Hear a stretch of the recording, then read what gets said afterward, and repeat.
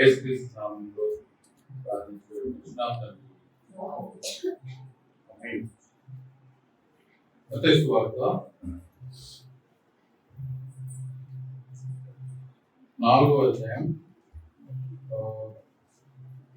18వ వచనం చదువుతున్నాం. Matthew chapter 4 verse 18. మత్తయి సువార్త 4వ అధ్యాయం 18వ వచనం. యేసు గలిలయ సముద్ర తీరమున నడుచుచుండగా పేతురు అనబడిన సీమోను అతని సహోదరుడైన ఆంద్రెయ అను ఇద్దరు సహోదరులు సముద్రములో వల వేయుట చూసినను వారు జాలరులు. ఆయన నా వెంబడి రండి, నేను నిన్ను మనుషులను పట్టు జాలరులుగా చేతునని వారితో చెప్పాను. వెంటనే వారు తమ వలలు విడిచిపెట్టి ఆయనను వెంబడించిరి. మరొక వాక్య భాగం చదువుతున్నాం. మత్తయి సువార్తలోని 19వ అధ్యాయం 16వ వచనం. మత్తయి సువార్త 19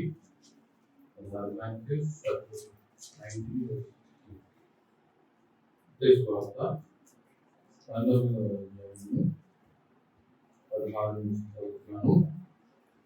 ఇదిగో ఒకడు ఆయన ఎదురుకు వచ్చి, బోధకుడా, నిత్య జీవము పొందుటకు నేను ఏ మంచి కార్యము చేయదని నన్ను అడిగాను.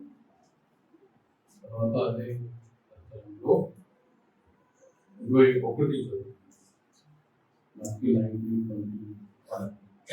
అందుకు యేసు, నీవు పరిపూర్ణుడవు కోరిన యెడల పోయి నీ ఆస్తిని అమ్మి బీదలకు ఇవ్వుము, అప్పుడు పరలోకమందు నీకు ధనము కలుగును. నీవు వచ్చి నన్ను వెంబడించుమని అతనితో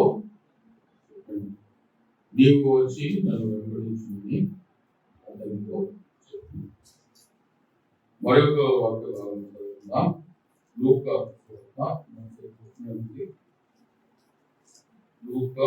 5:7. లూకా 5:7.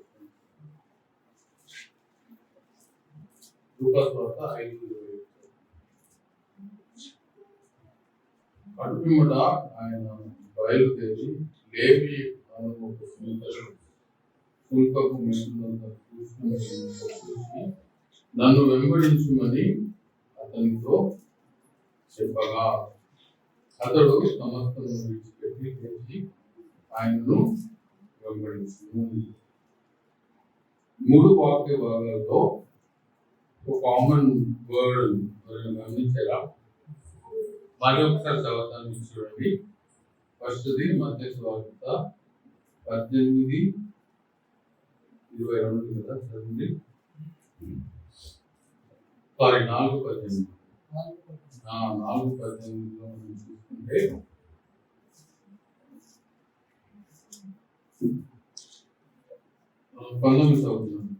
ఆయన నా వెంబడి రండి, నేను నిన్ను మనుషులను పట్టుదలగా చేతును.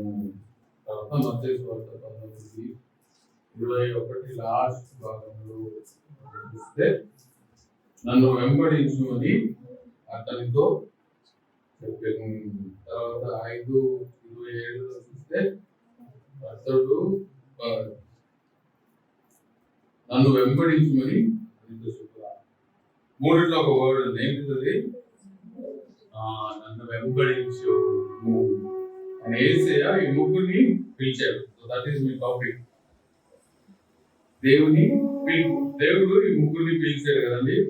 ఫస్ట్ మనం చదువుకున్నాం మత్తయి సువార్త 4:18లో పేతురుని దేవుడు పిలుస్తాడు కదా.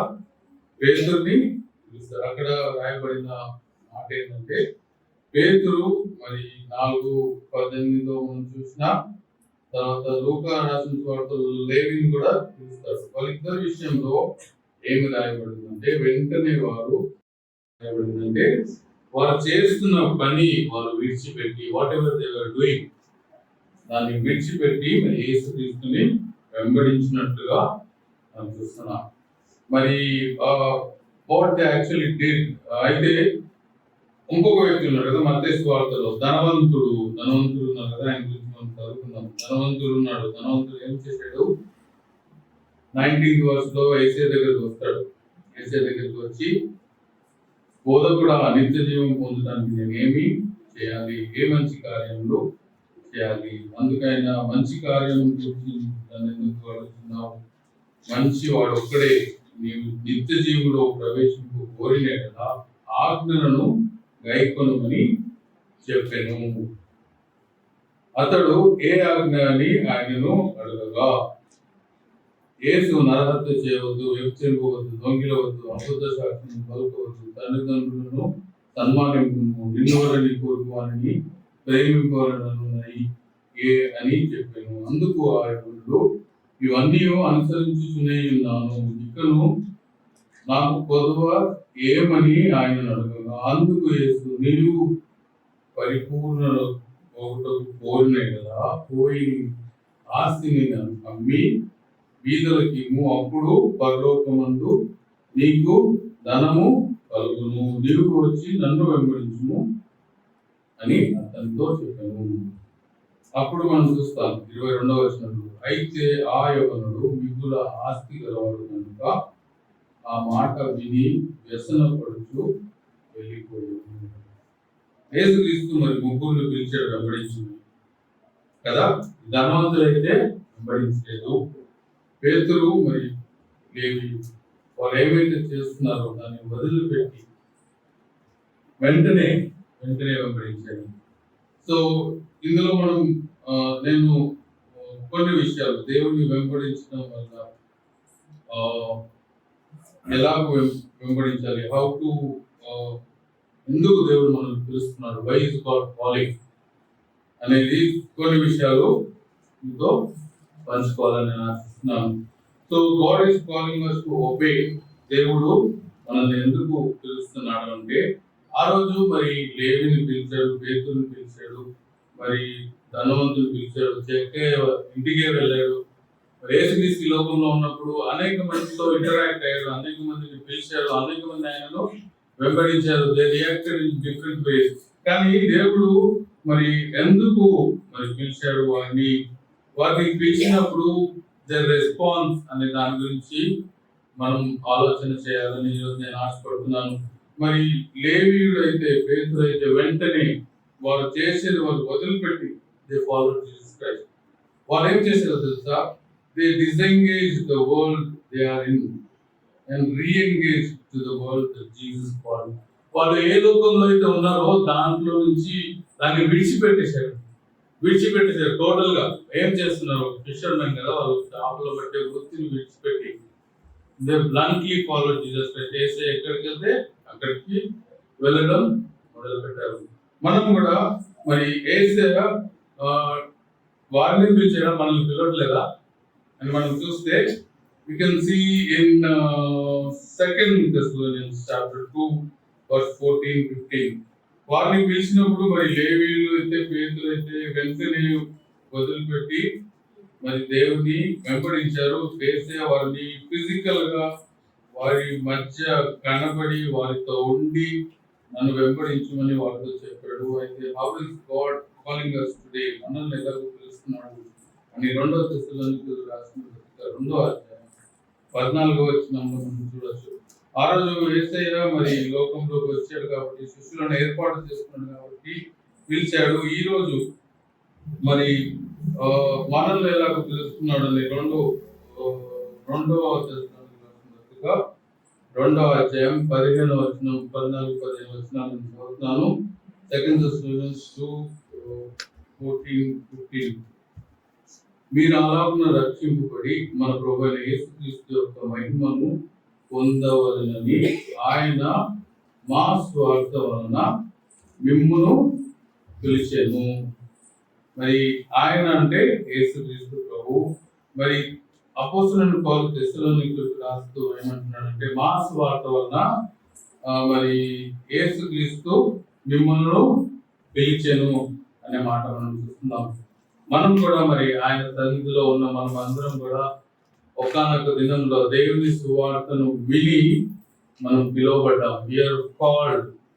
మనము సొత్తైన ప్రజలంగా మరి దేవుని సొత్తుగా మన దేవుడు మనల్ని పిలుచుకున్నాడు. సువార్త వలన దేవుడు మనల్ని పిలుచుకున్నాడు. అయితే ఆ రోజు మరి లేవి పేతురు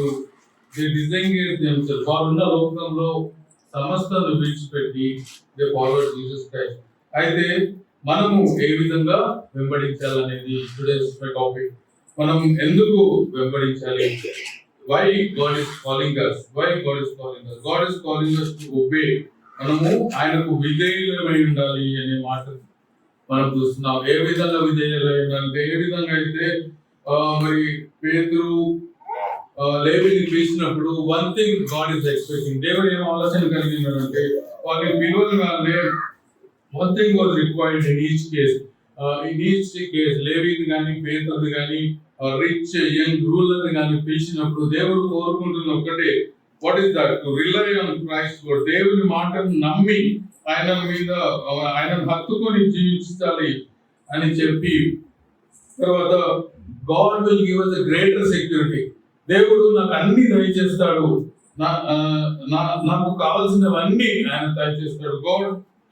God is giving greater security than all securities in the world. నేను ఈ లోకంలో నేను నాకు కల్పించుకునే వాటన్నిటికంటే దేవుడు నాకు గొప్ప సెక్యూరిటీ దయచేస్తాడు. God will give me everything అని బ్లైండ్ గా నమ్మి వారికున్న వదలు, వారికున్న ప్రొఫెషన్ మొత్తం వదిలేసి వారు యేసుక్రీస్తుని వెంబడించిన వారుగా ఉంటున్నారు. To obey the lord Jesus Christ. when Jesus Christ called us, మనం కూడా ఆయనకు విధేయులమై ఉండాలి. Total obedience is what God is expecting. ఫిలిప్పీయులకు రాసిన పత్రిక 2:12 ఆ వచనాలను మనం చూడొచ్చు. Philippians chapter 2:12 God is calling us to obey. ఫిలిప్పీయులకు రాసిన పత్రిక 2:12 మనం చదువుకున్నట్లయితే, యేసుక్రీస్తు మనల్ని విధేయులైండడానికి మనల్ని పిలుస్తున్నాడు. కాక నా ప్రియులారా, మీరు ఎల్లప్పుడూ విధేయులై ఉన్న ప్రకారము నా యొద్ద ఉన్నప్పుడు మాత్రమే కాక మరి ఎక్కువగా నేను మీతో లేని ఈ కాలమందు భయముతోను వణుకుతోను మీ సొంత రక్షణను కొనసాగించుకోవాలను అనే మాట మనం చూస్తున్నాం. మరి 13th verse మనం చూస్తే, ఎందుకనగా మీరు ఇచ్చేయించుటకును కార్యసిద్ధి కలుగజేయుటకును తన దయా సంకల్పము నెరవేర్చుటకై మీలో కార్యసిద్ధి కలుగజేయవాడు దేవుడే. మీరు మూర్ఖమైన ఒక్క దినం మధ్య నిరపరాధులను నిష్కలంకులను అనింద్యులనై దేవుని కుమారులను లగునట్లు సనుగులను సంశయములను మాని సమస్త కార్యములను చేయుడి. అటువంటి జనాంగంగా మనం ఉండడానికి దేవుడు మనల్ని పిలుస్తున్నాడు అనే మాట మనం చూస్తాం. సో మనము విధేయులమై ఉండాలి. పేతురు మరి లేవి అయితే వెంటనే యేసు మాట విని వెంటనే వారు వెంబడించారు. మనం కూడా దేవుని మాట విని మన రక్షణను మనము కొనసాగించుకోవాలి. వణుకుతో భయంతో దేవుడు మనకు అనుగ్రహించిన రక్షణను మనము కొనసాగించుకోవాలి అనే మాట మనం చూస్తున్నాం. అంత మాత్రమే కాదు, 2 తిమోతి 1:9 మనం చూసినట్లయితే పక్కనే 2 తిమోతి 1:9 మనం చూస్తే 2 తిమోతి 1:9 2 తిమోతి 1:9 మన క్రియలను బట్టి కాక తన స్వకీయ సంకల్పమును బట్టి అనాది కాలంలోనే క్రీస్తు యేసునందు మనకు అనుగ్రహింపబడినది క్రీస్తు యేసు మన రక్షకుని ప్రత్యక్షత వలన బయలుపరచబడినది తన కృపను బట్టి మనను రక్షించి పరిశుద్ధమైన పిలుపుతో ఆయన మనలను పిలిచెను. ఎలా పిలిచాడంట దేవుడు మనల్ని? పరిశుద్ధమైన పిలుపుతో. we are called to be holy. మనం పరిశుద్ధంగా ఉండడానికి పిలువబడ్డాము అనే మాట మనం చూస్తాం. పరిశుద్ధమైన పిలుపుతో దేవుడు మనల్ని పిలిచాడు. So we are called to obey. మొదటిది మనము ఆయనకు విధేయులమై ఉండడానికి మనం పిలువబడ్డాము. ఆ రోజు ఎలాగైతే దేవుడు అనేక మందిని ఇన్ఫ్లుయెన్స్ చేశాడు. అందులో కొంతమంది ఆయనకు విధేయులు అయ్యారు, కొంతమంది విధేయులు కాలేదు. అయితే మనల్ని కూడా దేవుడు తనకు విధేయులై ఉండడానికి పిలుస్తున్నాడు అనే మాట మనం చూస్తాం. రెండవది, మనం పరిశుద్ధులుగా ఉండాలని దేవుడు మనల్ని పిలుస్తున్నాడు. ఆయన కొరకు మనము పరిశుద్ధులముగా జీవించాలి. ఆయన God is calling us not only మనల్ని పరిశుద్ధులుగా ఉండడానికి. God is calling us to be Holi. దేవుని సన్నిధిలో మనం పరిశుద్ధులుగా ఉండాలని, పరిశుద్ధమైన జీవితం మనం కలిగి ఉండాలి. క్రీస్తు యేసుకు కలిగిన ఈ మనస్సు మీరును కలిగి ఉండి అనే మాట మనం చూస్తాం. సో రెండు విషయాలు చూసాం. మొదటిది God is calling us to obey. Second, God is calling us to be Holi. మనం ఆయన విధేయులమై జీవించాలని దేవుడు మనల్ని పిలుస్తున్నాడు. మరి అన్ని విషయాల్లో మనం ఆయన విధేయులంగా ఉన్నామా, అన్ని విషయాల్లో మనం పవిత్రంగా ఉన్నామా అనేది మనము పరీక్షించుకోవాలి. మూడవది మనం చూస్తే మత్తయి సువార్త 19లో మనం గమనించవచ్చు. Why God is calling us అనేది మనం గమనించినట్లయితే దేవుడు పిలుస్తాడు కదా. మాథ్యూ 19:21 చదువుతున్నాను నేను. అందుకు యేసు, నీవు పరిపూర్ణుడవగుటకు కోరిన యెడల పోయి నీ ఆస్తిని అమ్మి బీదలకు ఇమ్ము, అప్పుడు పరలోకమందు నీకు ధనము కలుగును, నీవు వచ్చి నన్ను వెంబడించుమని అతనితో చెప్పాను. ఈ యొక్క సన్నివేశాన్ని మనం చూసినట్లయితే 20వ అధ్యాయం చివరిలో రిచ్ యంగ్ రూలర్ ఏమంటాడంటే, ఇకను నాకు కొదువ ఏమని ఆయనను అడిగాను. అతని దగ్గర ధనం ఉంది, అతను మరి నిన్ను వల్లే నీ పొరుగువాన్ని ప్రేమిస్తున్నాడు, నరహత్య చేయట్లేదు, వ్యభిచరించట్లేదు, అబద్ధ సాక్ష్యం పలకట్లేదు, ఇవన్నీ నేను చిన్నప్పటి నుంచే చేస్తున్నాను, ఇంకా నాకు కొదువ ఏమి ఉన్నది, ఇంకా నాకు కొదువ ఏమి ఉంది అని ధనవంతుడు మరి యేసయ్యను అడిగినప్పుడు యేసయ్య ఏం చెప్తాడంటే, నీవు పరిపూర్ణుడవగుటకు కోరిన యెడల నీకున్నదంతా బీదలకు అమ్మి అప్పుడు నన్ను వెంబడించుమని చెప్తున్నాడు. సో యేసయ్య మనల్ని పిలిచినప్పుడు God is calling us to be perfect. మనము పరిపూర్ణంగా ఉండాలని దేవుడు మనల్ని పిలుస్తున్నాడు అనే మాట మనం గమనించాలి. దేవుడు మనము ఆయన సన్నిధిలో పరిపూర్ణంగా ఉండాలి అని దేవుడు మనల్ని పిలుస్తున్నాడు. రెండు విషయాలు మనం చూస్తున్నాం. ఇది మూడో విషయం. మొదటిది, ఆయనకు విధేయులై ఉండడానికి దేవుడు పిలుస్తున్నాడు. మరి పరిశుద్ధులుగా ఉండడానికి దేవుడు మనల్ని పిలిచాడు. పరిశుద్ధులు మరియు ప్రధాన యాజకులు, దేవుని సొత్తైన ప్రజలుగా మనల్ని ఉండడానికి దేవుడు మనల్ని పిలిచాడు. మూడవది, మనము పరిపూర్ణంగా అవ్వడానికి దేవుడు మనల్ని పిలుస్తున్నాడు. But how is going to make us perfect? దేవుడు మనల్ని పరిపూర్ణంగా ఎలాగో చేయగలుగుతున్నాడు అంటే, ఎఫెసీయులకు రాసిన పత్రిక 4వ అధ్యాయంలో మనం చూడొచ్చు. ఎఫెసియన్స్ చాప్టర్ 4:11 లో మనం చూసినట్లయితే, ఎఫెసీయులకు రాసిన పత్రిక 4వ అధ్యాయం 11వ వచనం చదువుకుందాం. ఎఫెసీయులకు రాసిన పత్రిక 4:11. ఎవరైనా తీసిన వారు చదవచ్చు. Ephesians chapter 4:11-12. మనమందరము విశ్వాస విషయంలో దేవుని కుమారుని గురించిన జ్ఞాన విషయంలోను ఏకత్వం పొంది సంపూర్ణ పురుషుల మగు వరకు, అనగా క్రీస్తుకు కలిగిన సంపూర్ణతకు సమానమైన సంపూర్ణత కలవారు వరకు ఆయన ఇలాగూ నియమించెను. 13వ వచనంలో మనం చూసినట్లయితే, పరిశుద్ధులు సంపూర్ణులగుటకు క్రీస్తు శరీరము క్షేమాభివృద్ధి చెందుటకు పరిచర్యము జరిగించుటకును ఆయన కొందరిని అపోస్తలులను గాను, కొందరిని ప్రవక్తలను గాను, కొందరిని సువార్తికులను గాను, కొందరిని కాపరులను గాను ఉపదేశకులను గాను నియమించాను అనే మాట మనం చూస్తున్నాం. సో దేవుడు మనల్ని పరిపూర్ణులు అవ్వడానికి పిలిచాడండి. ఈ లోకంలో ఉన్న ధనము మనల్ని పరిపూర్ణులుగా చేయదు, కానీ దేవుని సన్నిధిలో మరి దేవుని పరిచర్య ధర్మంలో మనం పాల్గొందినప్పుడు, ఇక్కడ అదే మాట మనం చూస్తాం కదా, పరిచర్య ధర్మము జరిగించుకునే మాట మనం చూస్తాం. అప్పుడు మనం సంపూర్ణం అవుతాం.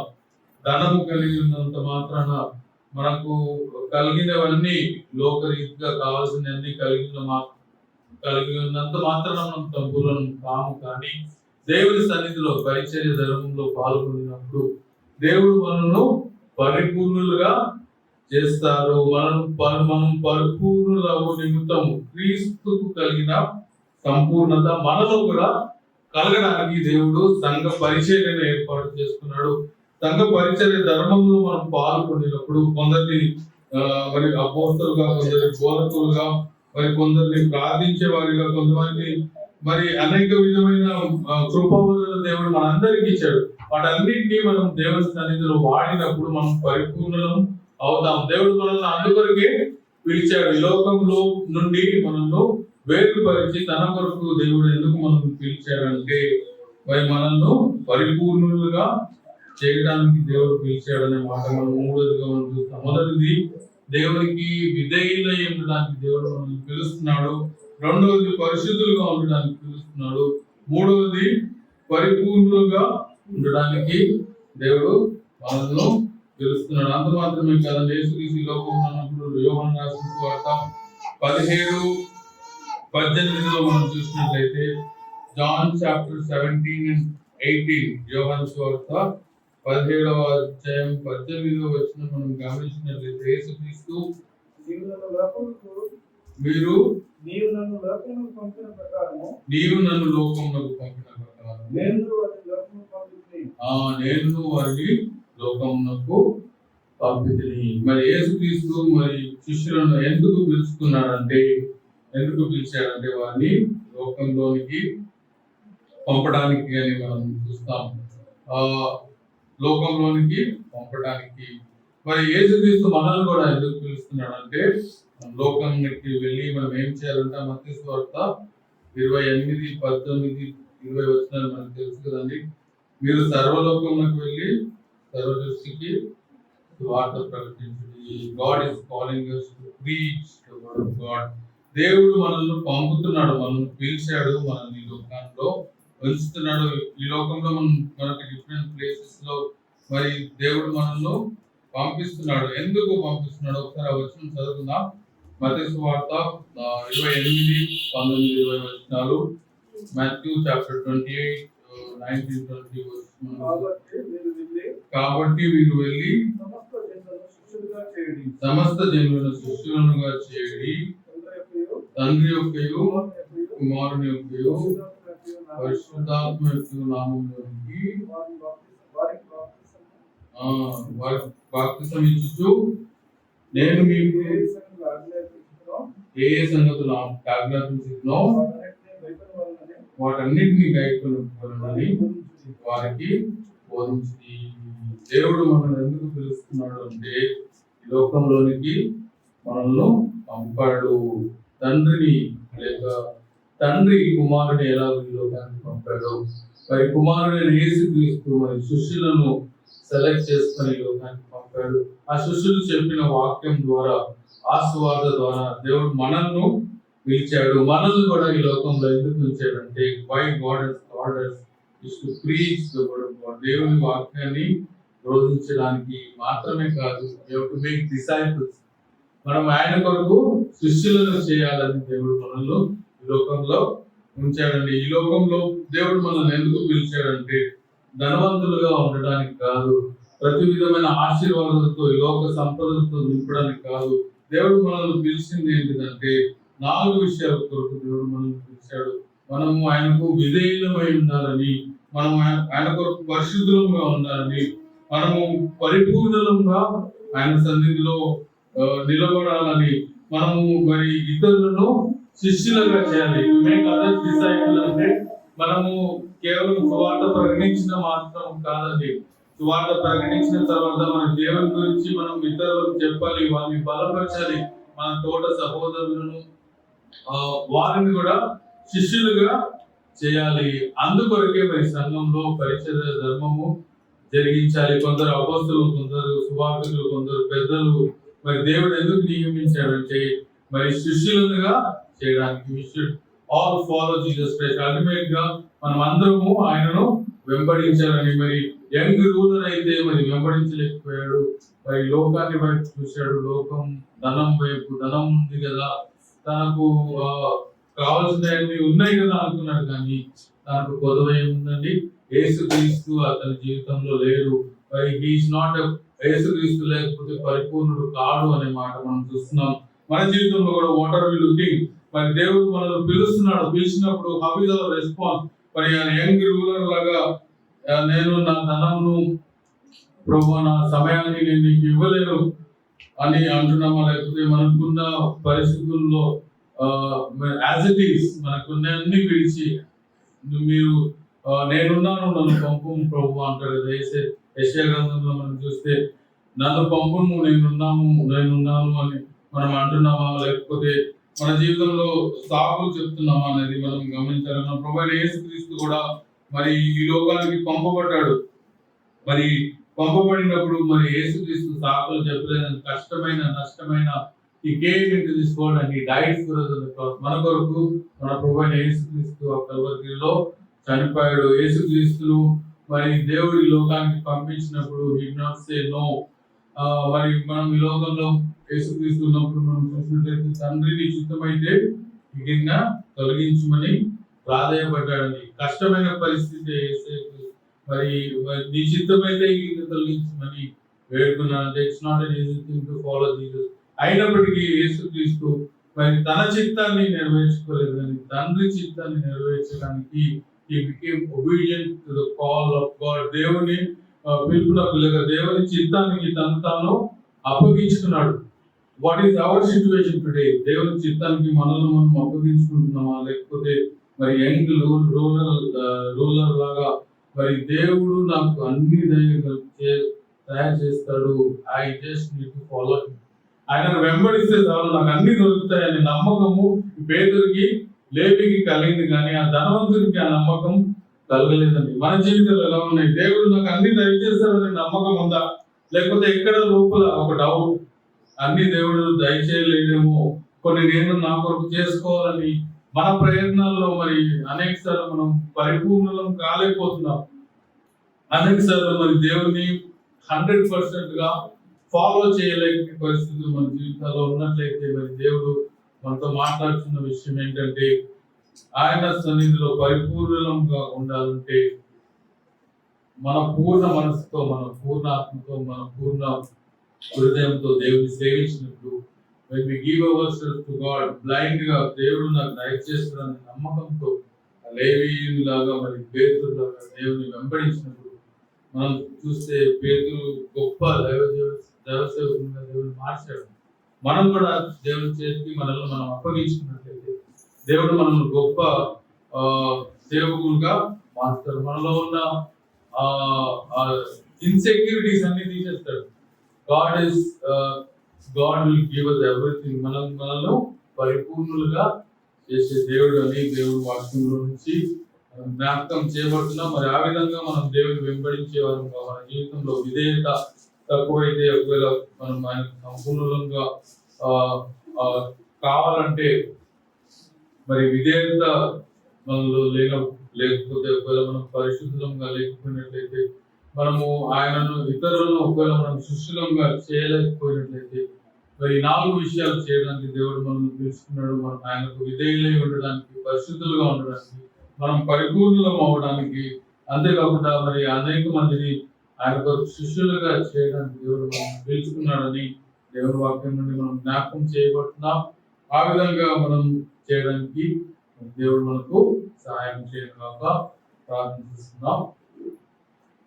సర్వాధికారి సర్వోన్నతుడైన మా గొప్ప దేవా, మీ వాక్యంలో నుండి మీరు మాతో మాట్లాడిన విధానం స్తోత్రాలు తెలుస్తున్నాం ప్రభా. మరి లేవీయులు, పేతురు అయితే తమ హృదయాన్ని విడిచిపెట్టి వెంటనే వెంబడించాడు. ధనవంతుడు మిమ్మల్ని వెంబడించలేకపోయాడు ప్రభావ. నిజంగా ప్రభావ మరి అనేక విషయాల్లో మేము నిన్ను వెంబడించలేకపోతున్నాం, విజయం కాలేకపోతున్నాం, పరిస్థితులను ఉండలేకపోతున్నాం, పరిపూర్ణంగా కూడా మేము ఉండలేకపోతున్నాం ప్రభావ. మీ యొక్క వాక్య వెలుగులో మమ్మల్ని నడిపించండి, మమ్మల్ని బలపరచండి. మీ యొక్క కార్యస్థితి మా మా ఎడలో కనుపరుచుకుని మా జీవితాల్లో మా హృదయాల్లో మీ కార్యం మీరు జరిగించుకోవడం చేసిన ప్రతి ఒక్కరిని బట్టి, అనారోగ్యంగా ఉన్న వారిని బట్టి ప్రభు సన్నిధిలో ప్రార్థన చేస్తున్నాం. వారికి ఆరోగ్యం దయచేయండి. అలాగే మరి విజయకు కూడా కలిగించడం ఇది స్వస్థపరచండి. అలాగే చూసుకోండి. ఇంకా ప్రతి అనారోగ్యంగా ఎవరైతే ఉన్నారో ప్రతి ఒక్కరిని జ్ఞాపకం చేసుకుని ఆరోగ్యం నింపండి. మరి దేవుడు చూస్తున్నవారు ఉన్నారు, మరి అనేకమైన ఆర్థిక పరిస్థితుల్లో ఉన్నారు, మరి అనేకమైన ఇబ్బందుల్లో ఉన్నవారు ఉన్నప్పుడు అందరికీ సాయం చేసే దేవుడు మమ్మల్ని పరిపూర్ణంగా చేయడానికి తీసుకున్నారు. స్తోత్రాలు చేస్తున్న మార్గంగా మా జీవితాల్లో ప్రతి ఒక్కరికి ఉన్న అక్కర్ల అవసరాలు తీర్చే దేవుడు మా అక్కర్లు అప్పగిస్తున్నాం. మరి సంఘంలో ఇంకా గొప్ప కార్యాలు జరిగించుకోండి. మీటింగ్ కొరకు మరి సేవకులు మరి మరి అన్ని ఏర్పాట్లు చేయడానికి బాగుపరచండి. మీ నామానికి మేము తెలుసుకోండి. అదేవిధంగా మరి జూలైలో మాకు మీటింగ్స్ జరగాలి. తర్వాత సంఘ కార్యక్రమాలు అన్నింటిలో కూడా అందరూ మేలు పొందాలన్నా మరి రికార్డ్ చేస్తున్నారు. అందరూ మేలు చాలా ఉన్నాయి. మరి అన్ని విషయాల్లో సంఘ కార్యకలాపాలన్నింటిలో కూడా మీ నామానికి మీరు మహిమ తెచ్చుకున్నాం. మేము చేతిగా మీ యొక్క కాపుదల, మీ యొక్క నడుపుదల దయచేసి నడిపించుకున్నాం. మా రక్షకుడు విమోచకుడు నేను యేసుక్రీస్తునామంలో ప్రార్థించుకుంటున్నాం తండ్రి. అందరికీ వందనాలు.